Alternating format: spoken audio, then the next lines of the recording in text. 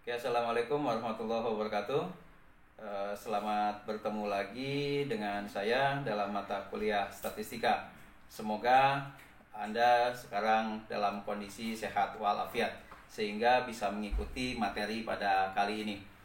Setelah Anda mempelajari korelasi, maka selanjutnya dalam sebuah kegiatan penelitian ada yang disebut dengan analisis regresi. Nah, untuk mempelajari apa itu analisis regresi, mari ikuti penjelasan berikut.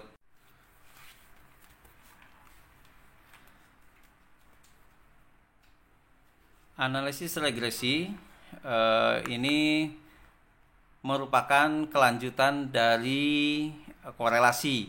Setelah kita menentukan nilai korelasi dari sebuah penelitian tentang variabel X dan variabel Y, maka selanjutnya dilakukan analisis regresi.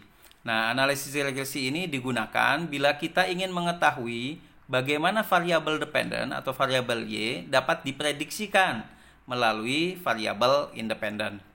Nah, analisis regresi ini digunakan untuk memutuskan apakah naik dan menurunnya variabel dependen dapat dilakukan melalui menaikkan dan menurunkan keadaan variabel independen, atau untuk meningkatkan keadaan variabel dependen dapat dilakukan dengan meningkatkan variabel independen atau dan sebaliknya.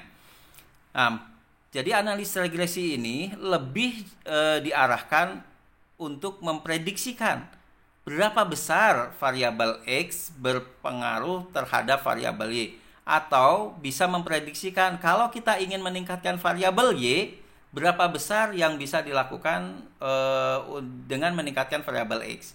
Jadi ketika variabel X dinaikkan, apakah variabel Y naiknya juga berapa? Nah, ini yang dilakukan dalam bentuk analisis regresi.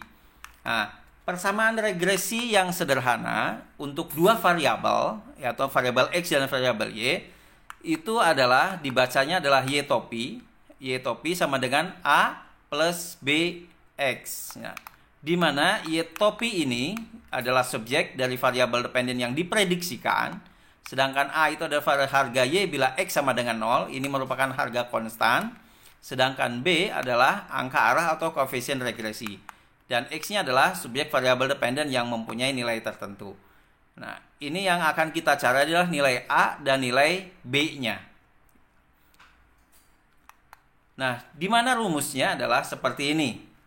Rumusnya adalah A sama dengan jumlah Y dikali jumlah X kuadrat dikurangi jumlah X dikali jumlah XY dibagi N dikali jumlah X kuadrat dikurangi jumlah X dikuadratkan. Sedangkan untuk B bisa Anda lihat dalam layar berikut. Nah, ini adalah untuk mencari nilai A dan nilai B. Bagaimana cara menghitungnya? Mari kita ikuti langkah-langkah berikut. Sebagai contoh, di sini kita akan mencari apakah terdapat pengaruh yang positif antara komitmen kerja terhadap kinerja pegawai di Fakultas Ilmu Pendidikan UPI. Nah, dari hasil penyebaran angket, diperolehlah data seperti berikut. Nah, anggap saja datanya seperti ini. Setelah dijumlahkan dari sekian pertanyaan diperoleh nilai X sekian dan nilai sekian, di mana respondennya di sini ada 30. Nah, setelah diketahui jumlah X dan jumlah Y-nya, maka coba Anda hitung pertama nilai korelasinya, kemudian cari persamaan regresinya, sehingga nanti hasilnya buatlah sebuah kesimpulan, sebuah hasil penelitian.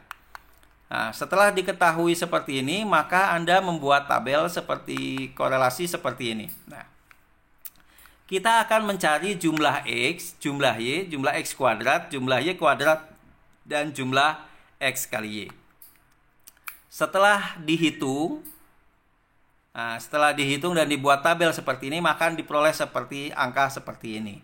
Ketika kita sudah mengetahui jumlah X, jumlah Y, jumlah X kuadrat, jumlah Y kuadrat, dan jumlah XY, maka kita bisa mengikuti langkah berikutnya dengan menghitung korelasi. Nah, Dari hasil perhitungan, tentu saja korelasi yang digunakan adalah korelasi produk momen. Nah, dari hasil perhitungan korelasi produk momen, diperoleh nilai R hitungnya adalah 0,757. Artinya apa? Artinya, karena nilai korelasinya adalah 0,757, nah ini korelasinya tergolong tinggi atau kuat. Dengan demikian dapat kita berikan interpretasi bahwa terdapat pengaruh yang positif antara komitmen kerja terhadap kinerja pegawai di Fakultas Ilmu Pendidikan dan pengaruhnya pada tahap tinggi. Setelah diketahui korelasinya, baru kita menghitung persamaan regresinya. Persamaan regresi ini pertama kita menghitung nilai A. Nah, nilai A dengan rumus yang tadi, nah melalui rumus yang ini. Nah, ini kita cari nilai A-nya, kemudian cari nilai B-nya dengan memasukkan angka-angka yang sudah kita buat tabelnya yang ini. Nah, ini. Nah, setelah dihitung, diperoleh nilai A itu adalah sebesar 15,456. Nah, ini nilai konstantanya. Nilai konstantanya adalah 15,456. 456. Nah, ini cari nilai A-nya. Kemudian setelah diketahui nilai A-nya, baru kita mencari nilai B-nya. Nah, nilai B-nya itu setelah itu diperoleh 0,203. Sehingga dibuatlah model persamaan regresinya Y sama dengan A plus BX itu adalah Y topi, pakai Y topi 15,456 ditambah 0,203X. Ini artinya apa? Nah, dari hasil perhitungan ini diperoleh arah regresi B sebesar 0,203 dan konstantanya atau A-nya itu sebesar 15,456. Maka dapat digambarkan bahwa bentuk hubungan antara kedua variabel tersebut oleh persamaan regresinya adalah Y topi sama dengan 15,456 ditambah 0,23 kali X. Harga 15,456 ini merupakan nilai konstanta yang menunjukkan bahwa jika tidak ada komitmen kerja, maka tingkat kinerja pegawai akan mencapai angka 15,456. Sedangkan harga 0,203X merupakan koefisien regresi yang menunjukkan bahwa setiap ada penambahan sebesar satu satuan pada komitmen kerja, maka akan diikuti kenaikan sebesar 0,203 pada kinerja pegawai. Nah, prediksinya sebagai contoh itu adalah skor X-nya sebesar 90.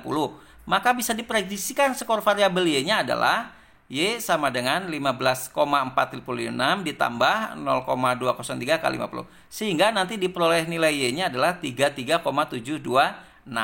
Nah, hal ini menunjukkan bahwa jika kita ingin menaikkan kinerja pegawai, maka harus pula ditingkatkan komitmen kerjanya. Hasil prediksinya, tetapi setinggi-tingginya kita membuat komitmen, tidak akan mencapai tingkat yang maksimal dalam meningkatkan kinerja pegawai. Kenapa? Karena kenaikannya ini sangat kecil sekali. Sehingga kalaupun nanti nilainya 100, ini pasti di angka di 34 sekian. Nah, ini untuk memprediksikan. Jadi analisis regresi ini adalah untuk memprediksikan bagaimana kita bisa meningkatkan variabel Y dengan meningkatkan variabel X-nya. Jadi kita bisa ketahui kalaupun nilai X-nya misalnya paling tinggi adalah 100, berapa besar nilai kenaikan Y? Kalau nilai kenaikan Y-nya tidak juga sampai 100, berarti ada variabel lain yang ikut mempengaruhi terhadap variabel Y itu sendiri. Nah,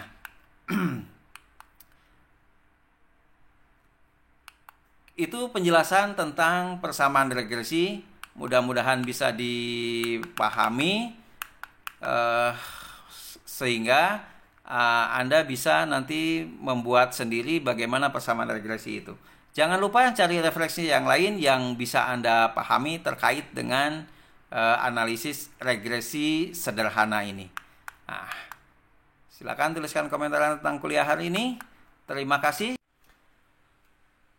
Setelah Anda mempelajari analisis regresi, mudah-mudahan bisa Anda pahami dalam sebuah penelitian yang berbentuk korelasi atau hubungan atau pengaruh antara variabel X dan variabel Y. Selanjutnya setelah dilakukan analisis regresi, Anda bisa memprediksikan itu. Nah, selanjutnya Anda juga harap mempelajari dari sumber-sumber buku yang lain terkait dengan analisis regresi ini. Demikian penjelasan dari saya, mudah-mudahan bisa Anda pahami. Dan selanjutnya silakan Anda kerjakan tugas yang ada di Google Classroom. Terima kasih, sekian dari saya. Assalamualaikum warahmatullahi wabarakatuh.